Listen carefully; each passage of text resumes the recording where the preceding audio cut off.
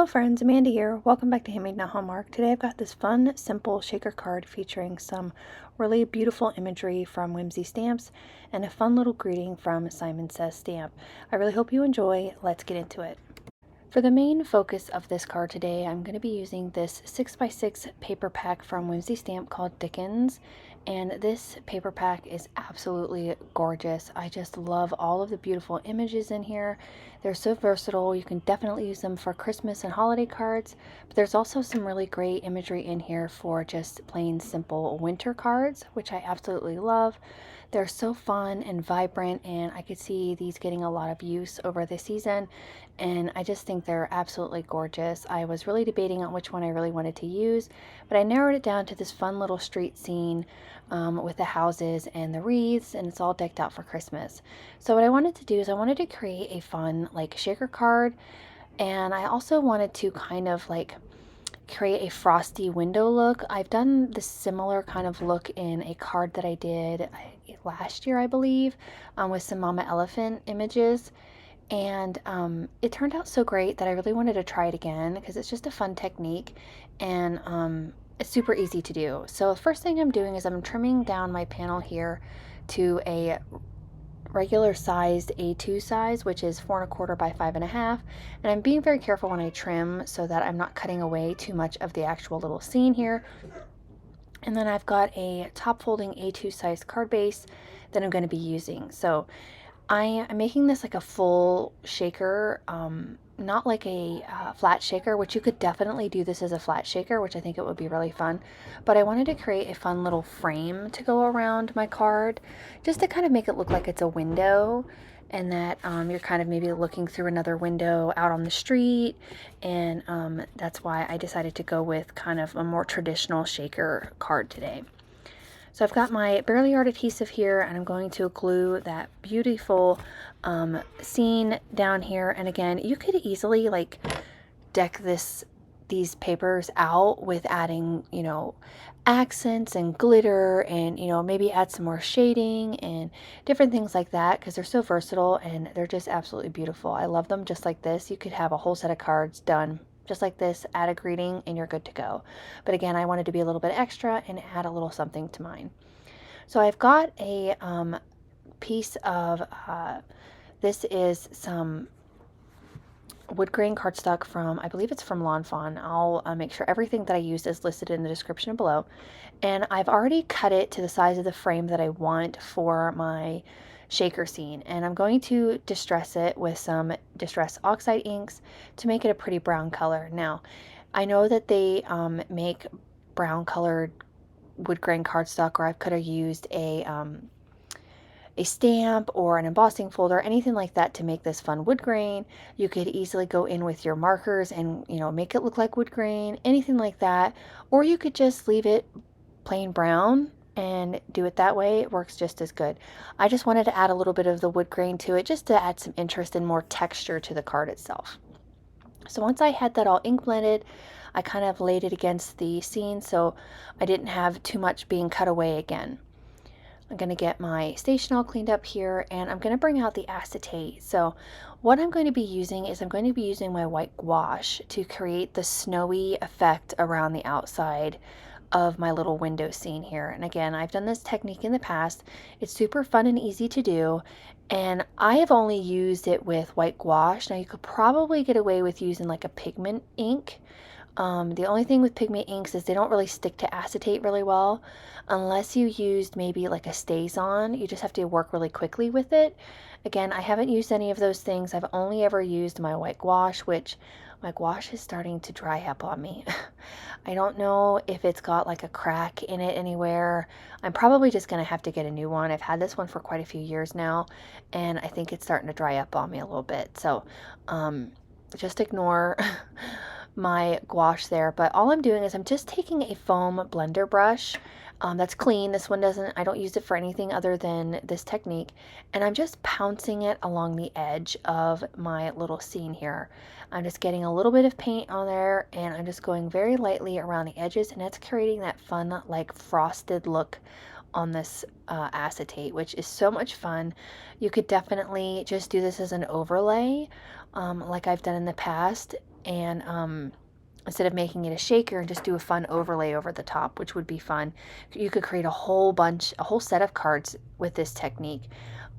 If you wanted to skip this altogether and still get kind of like a muted tone, you could go with some vellum, some like of a lighter weight vellum, instead of having to do all of this work here. Now again, this didn't take me very long. This is a really simple process. The longest part was waiting for everything to dry, but in the end, I think it's a really fun technique, and it could definitely be used for the entire winter season, not just for the holidays. So I'm going to add a few more bits of snow here and there just to make sure I have that nice and filled in. And then I also check it with my little frame just to make sure that I have enough going on around the outside, and that way it's not kind of covering up too much of the beautiful imagery in the background. Add those last couple of pieces here. I'm just checking it with that frame. See where I need to add a little bit more snow here and there, and I need to add just a little bit more up at the top. And again, my gouache was really like just really tacky. It wasn't real loose like it normally is. So I don't know if maybe I need to get a new one and replace this one. Probably, maybe in the new year, I'll go ahead and do that. Okay, and then once I was happy with it, I did kind of wet the gouache down a little bit, and I did add some snowflakes on the top just by tapping a little paintbrush. I tried to keep it mostly around the edges, but again, when you do splatter, it kind of goes where it wants, and I wasn't super bothered by it. Again, I love the way that this looks. Super fun and elegant.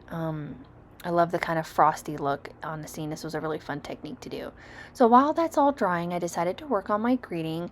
I am using the Christmas Blessings stamp and die set from Simon Says, and I wanted to do a fun bright red sentiment on the front of the card here today, just to add a little bit more pop of color and really make it stand out.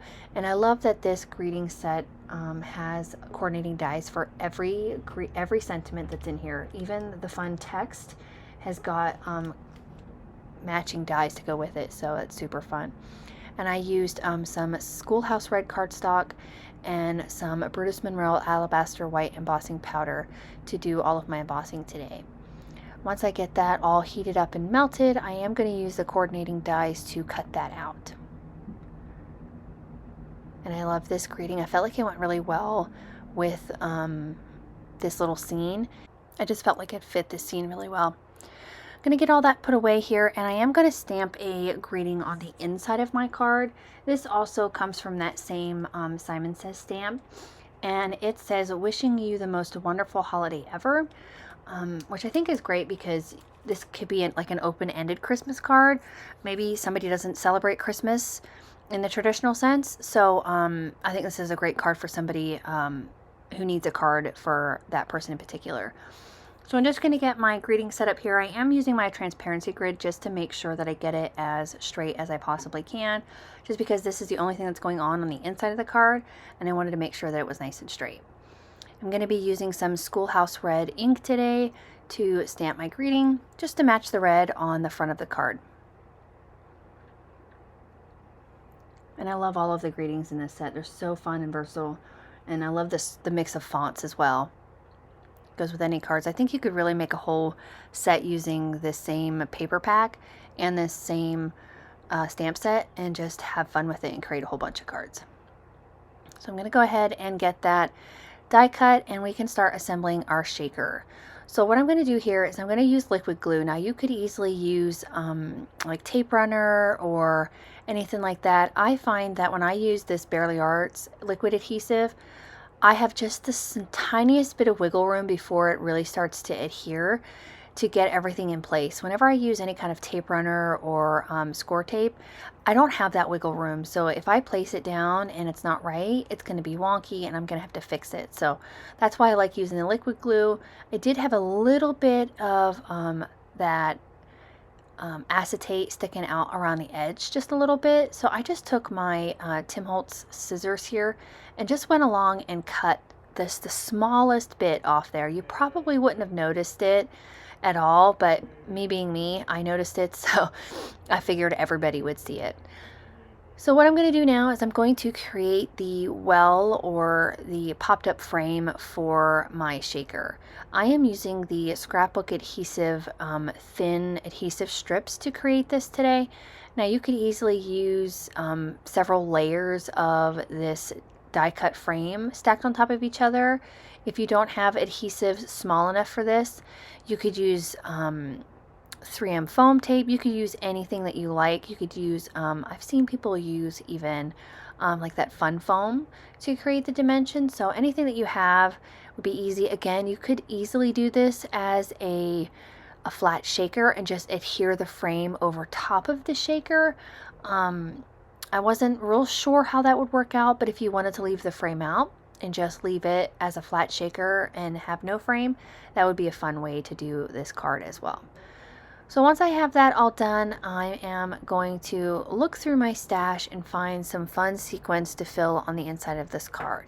Now, if I was thinking ahead a couple of more steps, I would have done 2 layers of foam just so I had more room for my shaker bits to move around.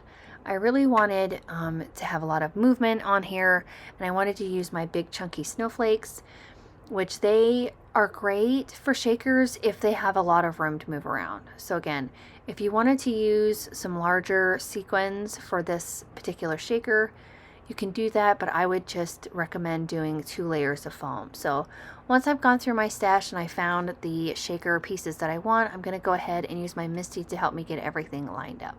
I also used my anti-static powder tool on the inside edge of my adhesive just to kind of help with any stickiness that might be there, to help my sequins kind of move a little bit more freely.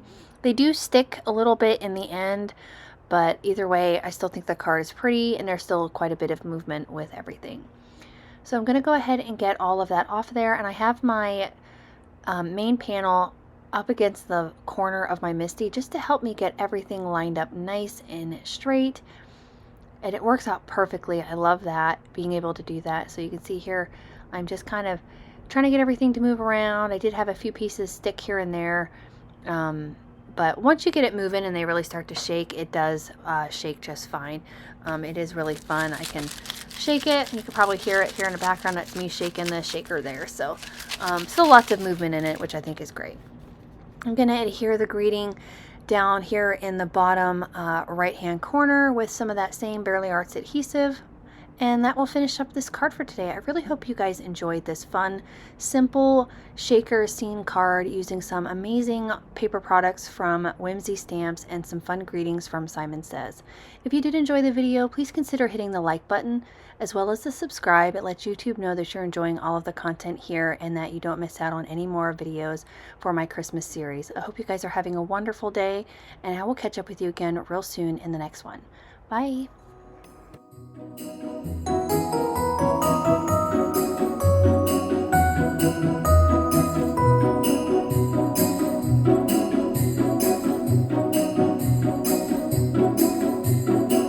On screen, I've got a few videos that I think you'll enjoy. Consider hitting the subscribe button so you don't miss out on any more videos at my YouTube channel.